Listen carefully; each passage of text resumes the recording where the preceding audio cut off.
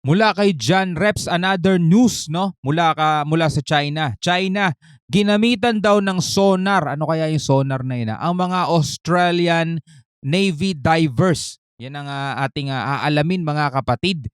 No? So bago natin ito simulan, huwag mong kakalimutan mag-subscribe kay John Reps mga tol, yan ang nakikita ninyo no. Huwag niyong kalimutan mag-subscribe sa kanyang channel. Nakalagay po ang link sa ibaba para sa kabuuan nitong video to. Kasi hindi tayo nagbibigay ngayon ng reaction pag doon ang usapan sa sa bansang naggegera ngayon. Kasi nagkakaroon tayo ng problema sa YT no. Kaya hindi na natin siya binibigyan ng reaction video. Nare-restrict eh. So dito lang tayo muna sa malapit lang sa atin sa kapakanan ng ating bansa mga tol.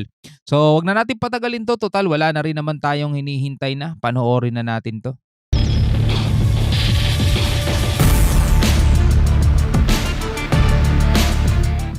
Ang mga tauhan ng Australian Defence Forces ay nagtamo ng minor injury matapos umanong gamitan ng sonar ng isang barkong pangdigma ng China sa exclusive economic zone ng Japan. Alamin ang buong detalye mamaya. Biruin mo no, sa exclusive economic zone ng Japan. 'Di ba? Epal doon yung China mga tol. Habang ang barkong pangdigma ng Australia na HMAS Toowoomba ay nag-ooperate sa internasyonal na karagatan ng Japan bilang suporta sa isang misyon ng United Nations, ang mga divers ng hukbong dagat ay sumisid upang alisin ang mga lambat pangisda na pumulupot sa propeller ng nasabing Australian frigate, habang ang barkong pangdigma naman ng China ay dumating umano sa lugar. Unti-unting lumapit ang barkong pangdigma ng China kung saan nakahinto ang Australian frigate at maya-maya pa ay inactivate na umano ng China ang sonar na nakamount sa barko nito. Ang paggamit ng Chinese PLA Navy ng sonar ay nagdulot ng panganib sa kaligtasan ng mga Australian divers. Grabe talaga tong bansang to no. Biruin mo hindi na nila sakop yung lugar na yan no.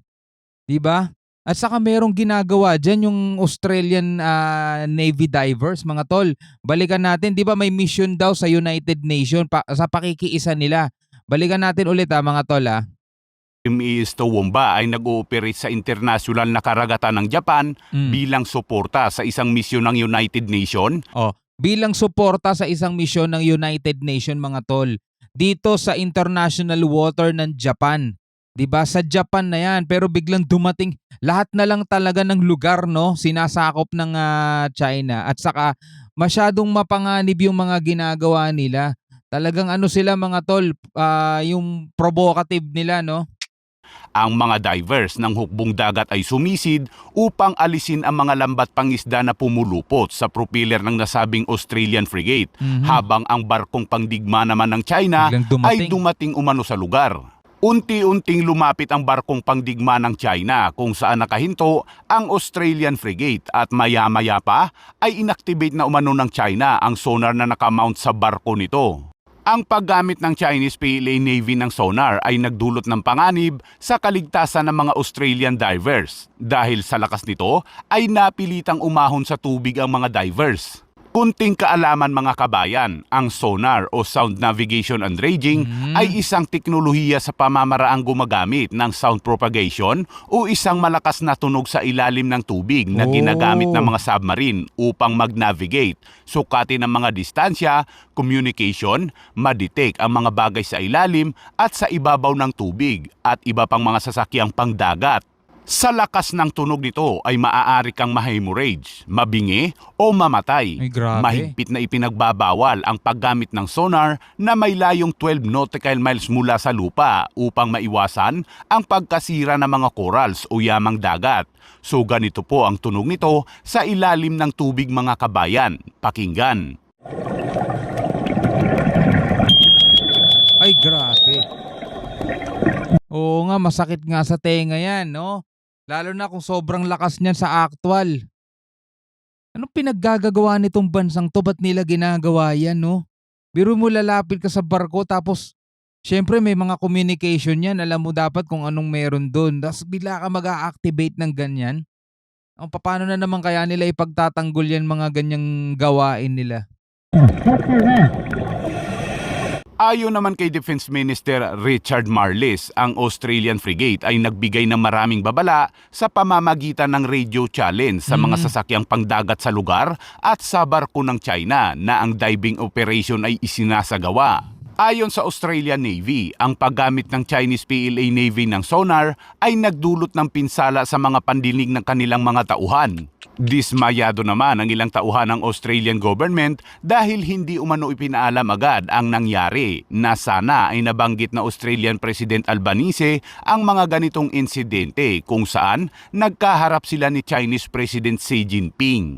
So hindi alam nung leader nila mga tol kasi hindi na ipaalam agad kaya dismayado siya kasi sana binanggit niya rito kay Xi Jinping no mga tol.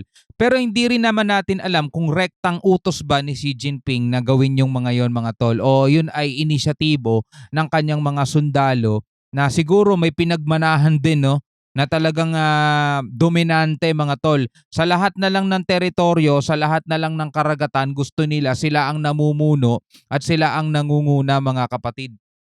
Yung ginagawa nila ay hindi maganda dahil sila mismo, lalong-lalo na Navy yun, alam nila kung anong epekto sa tao nung inactivate nilang sonar mga tol. Alam na alam nila yan kasi nga Navy sila eh. Siyempre alam nila kung para saan yung mga instrument na ginagamit nila mga tol. At saka nag-radio challenge at nagbigay ng babala yung Australian na barko na nagsasagawa ng diving dahil may tinatanggal nga doon sa propeller nila, may mga sumabit daw na lambat. Biruin mo gawain ba ng isang matinong tao yun mga tol? Sabi ko sa inyo mga tol, darating at darating ang panahon. Lahat buong mundo kalaban nitong bansang to dahil sa pinaggagawa nila. Talagang darating ang buong mundo magiging kalaban nito. Kasi biruin mo mga tol unang-una wala na sila sa teritoryo nila. Nandiyan yan sa teritoryo na ng Japan. Nasa Japan. Maliban na lang kung ang teritoryo ng Japan ay inaangkin nila, malamang hindi na tayo magtataka doon. Ganun naman talaga sila eh. Lahat na lang ng lugar inaangkin nila mga tol di ba? Inaangkin nila yung West Philippine Sea, inaangkin nila yung sa Vietnam, sa Malaysia, sa iba pang mga bansa, pati rito sa Japan saka sa Taiwan, di ba? Inaangkin nila yan. Doon sa Senkaku Island ng Japan, inaangkin din nila yan. Pero tignan niyo yung ginagawa nila mga tol. 'Di ba? Hindi ba pagpo-provoke 'yan? Hindi ba paghahamon 'yang ginagawa nila, mga tol? Imbis na kapayapaan ang kanilang ibungad, 'di ba? Ang kanilang mithiin. Ang gusto lagi nila gulo no? Ang gusto lagi nila giyera, mga tol. 'Di ba? Kahit na ang sinasabi nila gusto daw nila kapayapaan, gusto daw nila maayos ang kapayapaan. Pero paano mo mai-explain na gusto mo ng kapayapaan kung ganyan ang sinasabi mo? Parang yung sinasabi ni Francis M. na you can talk peace and have a gun. Eto naman, paano mo ka magsasabing gusto mo ng kapayapaan kung ganyang kaka-agresibo, wala namang ginagawa sa'yo. Bigla ka na lang mag-activate ng sonar na alam mo pwedeng ikapahamak ng mga diver doon. Mahigpit nga daw na ipinagbabawal na gumamit ng sonar sa 12 nautical miles ang layo mula sa kalupaan eh. Tapos malamang yan, syempre binigyan na ng babalaya ng Australian Navy. Diba? At may ginagawa daw silang mga divers doon. Tapos bigla kang mag-a-activate ng sonar mo. Anong klase yan? Diba?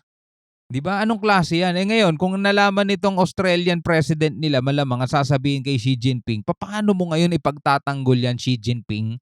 Sasabihin mo, kasi kayo pumasok kayo sa teritoryo namin na wala kayong paalam eh. To teritoryo pa rin nila yon, yung Japan.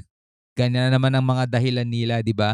So, ikaw bilang isang mamamayan, anong masasabi mo dito sa panibagong aksyon na naman na ginawa ng China? Hindi man sa atin, pero kitang-kita natin kung ito bang bansang to ay dapat natin pagkatiwalaan o hindi, no? So, comment ka na lang sa baba. Hanggang sa muli, ako nga pala si Shobal D. Peace out.